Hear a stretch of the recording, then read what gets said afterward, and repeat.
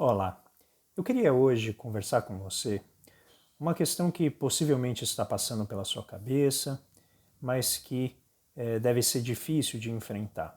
Você é uma pessoa que está levando a quarentena a sério, você é uma pessoa que está tentando manter todas as precauções possíveis, com alto grau de sacrifício, e de repente você entra no Instagram, você entra no Facebook, nas suas redes sociais, e você vê fotos dos seus amigos curtindo com a família, indo a parques, tomando uma série de riscos, enquanto você, de maneira sacerdotal, fica em casa lidando com essa situação. É muito fácil nessas condições a gente cair para o tipo de moralismo que nos leva a uma inveja, né, recalcada, que é o fato de que a gente gostaria de estar naquela posição, né, curtindo a vida com os nossos familiares e amigos. E recentemente surgiu essa questão dentro de um grupo do qual eu faço parte, e eu queria compartilhar com vocês a reflexão que eu fiz. Quando a gente tem uma liderança que faz uma desorganização da sociedade, é inevitável que a gente inicie o processo de culparmos uns aos outros. Então, em primeiro lugar, a gente tem que compreender que nós estamos há quase 100 dias em quarentena porque o governo não tomou as medidas necessárias para tornar esta quarentena mais curta.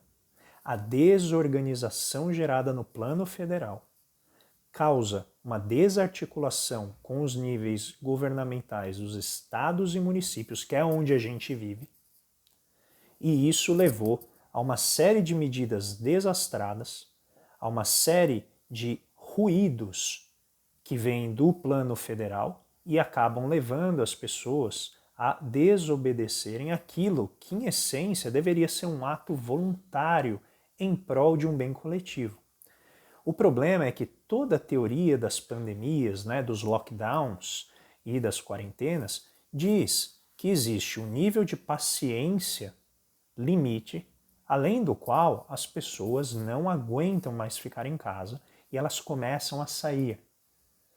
E esse processo é acompanhado por outro chamado de complacência, que é quando as pessoas mentalmente ajustam o risco ao qual elas estão correndo, no que diz respeito à sua percepção.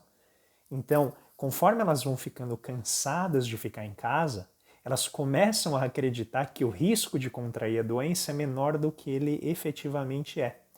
E aí a impaciência turbina essa percepção e as pessoas começam então a correr mais risco, né, a sair de casa, a se expor mais ao vírus. O que eu queria colocar para você, que está muitas vezes irritado, eu já tive essa sensação, a culpa não é das pessoas que estão correndo risco.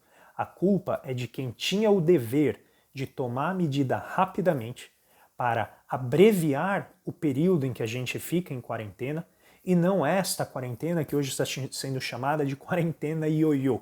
Ela vai e volta, e esse possivelmente será o nosso futuro daqui em diante. Porque até a gente controlar essa curva de contágio que não para de crescer, exatamente porque as nossas autoridades não conseguem se entender, a gente vai ter que aguardar mais um pouco.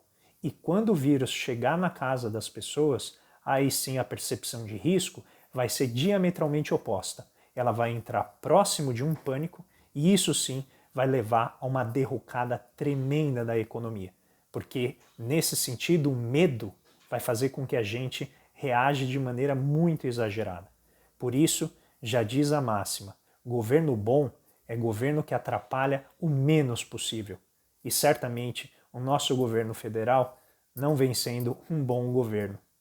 Então, por isso, não culpe os seus próximos, não culpe seus amigos, mas sim dê a responsabilidade a quem ela é devida, a quem tinha o dever de nos proteger e optou por fazer, né, bagunça, optou por defender coisas que não tinham qualquer sentido num contexto como esse.